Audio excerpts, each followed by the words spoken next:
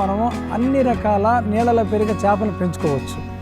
ఈ పెంచుకుంటే చిన్న చిన్న పిల్లల్ని తీసుకొని వచ్చి ఫస్ట్ నర్సరీ ట్యాంకులో ఒక సర్టైన్ వెయిట్ వచ్చేంత వరకు మనం పెంచుతాం. దీనిలో ఈ నర్సరీ ట్యాంక్ మనకి ఎందుకు ఉపయోగపడుతుందంటే, మనము 360 రోజుల్లో కనీసం నెలకు ఒకసారి లేకపోతే 15 రోజులకు ఒకసారి పంట వచ్చే విధంగా మనకు చేసుకోవాలి. కాబట్టి nursery tanks culture tanks support చేస్తాయి. అది ఎలా వీలు పడుతుందంటే, ఈ నర్సరీ ట్యాంకులు పెరుగుతున్న మీరు హార్వెస్ట్ చేస్తాము. హార్వెస్ట్ చేసిన తర్వాత మళ్ళీ ఇందులో నర్సరీ ట్యాంకులు పెరిగిన పిల్లల్ని తీసి మళ్ళీ కల్చర్ ట్యాంక్స్లో వేస్తాము.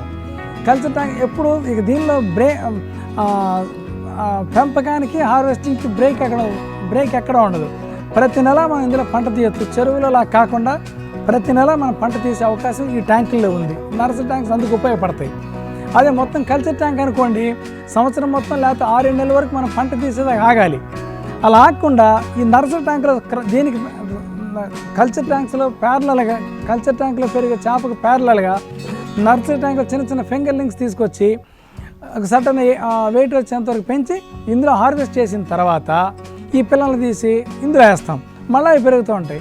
మళ్ళీ తిరిగి నర్సరీ ట్యాంక్స్లో ఇది ఒక సైక్లిక్ పద్ధతిలో నర్సరీ కల్చర్ చేసుకుంటూ పోతే మనం ఎక్కడ హార్వెస్టింగ్లో బ్రేక్ డౌన్ లేకుండా నెలకు ఒకసారి మనం ఎప్పటికప్పుడు పంట తీయచ్చు.